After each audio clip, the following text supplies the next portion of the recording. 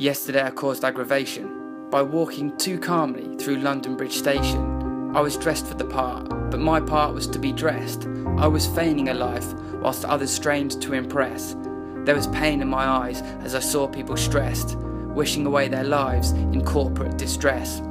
On the way in I was sat with a nurse. She was plotting a way she could converse in an interview in the city, so she could convert to living in a place with the hope she would revert the sick from their beds, the injured back to health.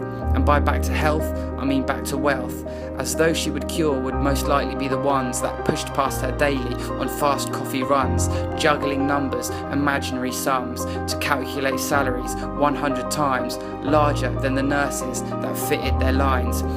They will lift up the paper, tuck, grimace and snipe when they see that the nurses have been forced to strike because they can't afford the room they live in or a new wheel for their bike, while the imaginary juggler can buy what they like.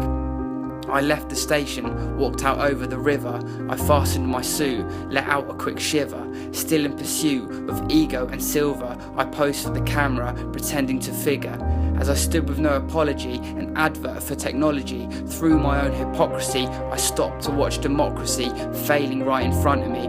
I turned to start parading through the circus, masquerading my false money and success.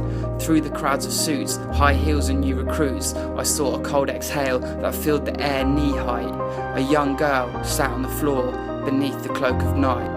Against the wall she sat, an empty cap in lap, a weathered woolly cap, a dirty cotton wrap. Thousands passed, a gluttonous mob, an invisible girl, typecast as a yob. I was the worst, stood there complaining that I had to be filmed with the slight chance of it raining, that I'm an hour away from the finished amount, that I wanted my bed with its 800 thread count, that all I could eat may affect my complexion, when here sits this girl that had lost all connection.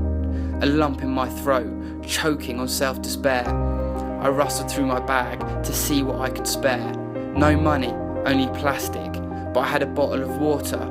This is a meagre offering, I thought. This is somebody's daughter. A Nando's card full of rewards. Perhaps this can help go some way towards her having a meal without self-degrading, selling her soul whilst danger evading. I collected my offering, still full of despair. I looked back to the spot. She was no longer there. I'm just another passer-by, too wrapped up in my comforts to bother or try. I mention my sadness, to which they reply, she would only spend it on drink or drugs to get high. She's a young girl, she could probably work. She's probably too lazy, a society shirk. We all know that's bollocks, it's a life no one would choose. She's probably homeless to flee some abuse.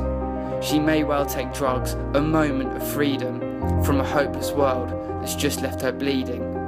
Now I'm left with an unshakable feeling that we've all got lost and the path is misleading. I button my suit, get back on the train to await a new day that's exactly the same.